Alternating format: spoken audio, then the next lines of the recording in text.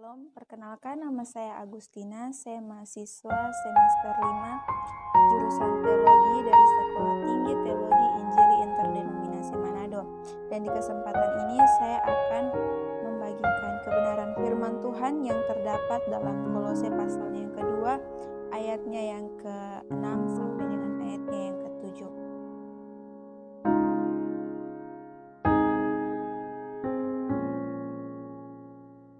Percaya saudara bahwa di antara kita pasti pernah menanam tanaman, baik itu menanam buah-buahan atau menanam bunga dan lain sebagainya. Dan pada waktu kita menanam tanaman tersebut, maka kita menghendaki agar tanaman yang kita tanam itu mengalami pertumbuhan atau dapat berkembang. Nah, untuk maksud dan kerinduan supaya tanaman yang kita tanam mengalami pertumbuhan, maka kita akan menggunakan segala cara supaya tanaman tersebut dapat bertumbuh dan mengalami kemajuan. Kita akan merawatnya. Nah, demikian juga dengan iman kita. Ketika kita telah memiliki iman oleh karena Kristus, maka kita juga harus memiliki kerinduan supaya keyakinan atau iman kita itu terus mengalami pertumbuhan, terus mengalami perkembangan. Nah, berdasarkan pembacaan kita dalam Kolose 2 ayat 6 sampai 7, saya memberi satu tema, yaitu iman yang bertumbuh. Nah, pertanyaan bagi kita sekalian yaitu, bagaimanakah ciri-ciri iman yang bertumbuh?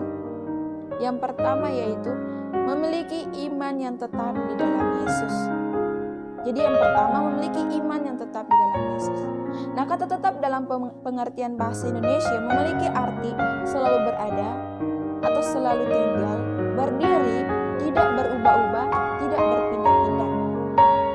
Jadi dari pengertian ini, maka yang dimaksud dengan tetap di dalam Yesus adalah suatu sikap atau tindakan iman kita yang tidak akan berubah-ubah, tidak akan berpindah dari keyakinan kita kepada Kristus Yesus Tuhan. Nah, oleh karena itu saudara, jika seseorang berkata bahwa dia sudah beriman tetap di dalam Yesus, tetapi dalam kesehariannya, dalam hidupnya itu masih jauh dari keyakinan yang sesungguhnya, maka dia adalah seorang pendusta. Terkadang kita mengaku bahwa kita percaya kepada Yesus, kita mengaku bahwa kita adalah seorang Kristen, KTP saya Kristen.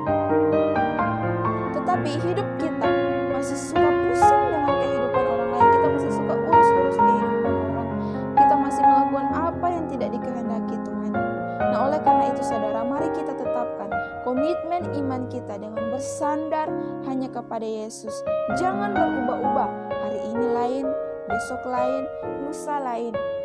Tetapi kita harus tetapkan hidup kita bahwa kita sudah mengalami pertumbuhan iman, bahwa iman kita sedang berkembang. Nah, bagaimanakah dengan kita saat ini?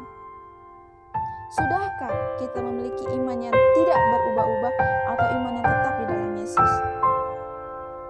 Saudara, kenyataan membuktikan bahwa banyak orang yang berkata bahwa dia sudah percaya kepada Yesus dan kuat dalam Yesus, tetapi contohnya saja ketika menghadapi suatu persoalan sedikit saja dalam kehidupan secara pribadi atau dalam keluarganya atau di lingkungan sekitar, nampak bukanlah memiliki iman yang tetap di dalam Kristus, tetapi sangat jauh dari keyakinan pada Yesus.